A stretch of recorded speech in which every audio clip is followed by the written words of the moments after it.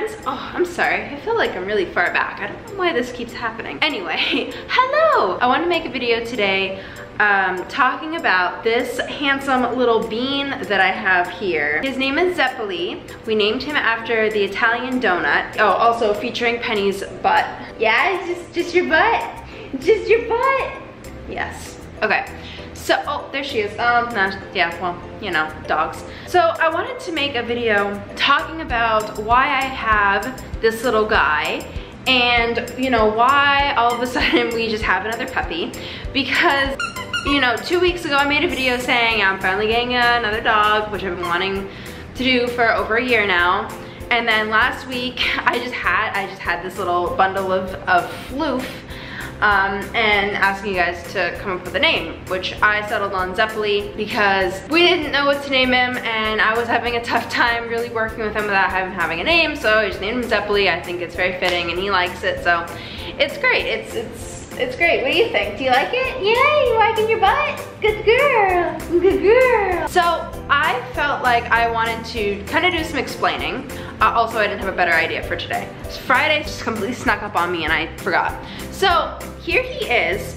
This is him. So he's 8 weeks old and he is an English cream golden retriever. So he is a golden retriever. He's just a lighter color. My baby brother, who's only seen him over FaceTime because my family is still in Maine until a couple days, they'll be back down. He called him the white doggy. So he is a little polar bear cub and he's gonna grow up and he's gonna stay around that coloring. He's gonna be a big boy. He's gonna be, I'm guessing, around 85 pounds is how big his dad was. Why suddenly out of nowhere we just add another dog to the crew, I guess. As you guys probably know, I have been going through a time of dealing with some illnesses that didn't have a name and didn't have any sort of recognition at all from doctors, from family, from anyone really, because I just felt a certain way and there was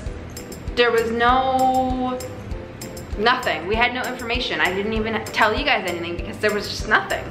I didn't even know anything. When we moved down to Florida, I started going to Mayo Clinic, which is a big clinic up in Jacksonville, and it's a pretty big, it's like a campus, it's a research facility, it's this huge deal. It's also, you know, there's a hospital. It's a big deal. Look at these teeth. Look at these teeth, this little teeth there. Oh my goodness. Oh my goodness. Here, put that in your mouth. So, I've been going there for a couple of months. I started going there in May and now it is August, so I have 2 more appointments this month scheduled so far, but I have been doing a lot of tests, talking to a lot of different doctors, a lot of different people.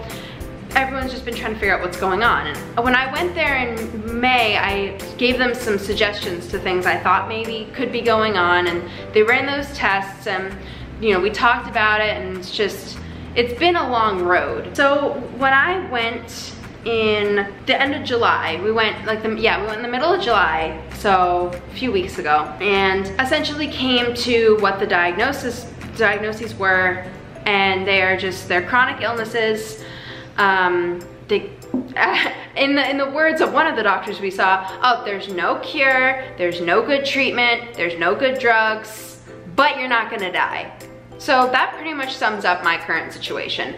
I'm not gonna die. So the only thing that they've really done for me is told me to go to physical therapy and occupational therapy to help with strengthening exercises, and unfortunately, that's pretty much all that they can do. One of the things I brought up to my doctor up there, the one that oversaw everything, all the testing, all the people that I saw, he was the one that scheduled everything for me. And you know, we saw him when we first went there, and we saw him in the middle of July. And we didn't even have all the answers then because some of my test results didn't even come back at that point. They came back the next day. So we didn't even get all the information while we were there.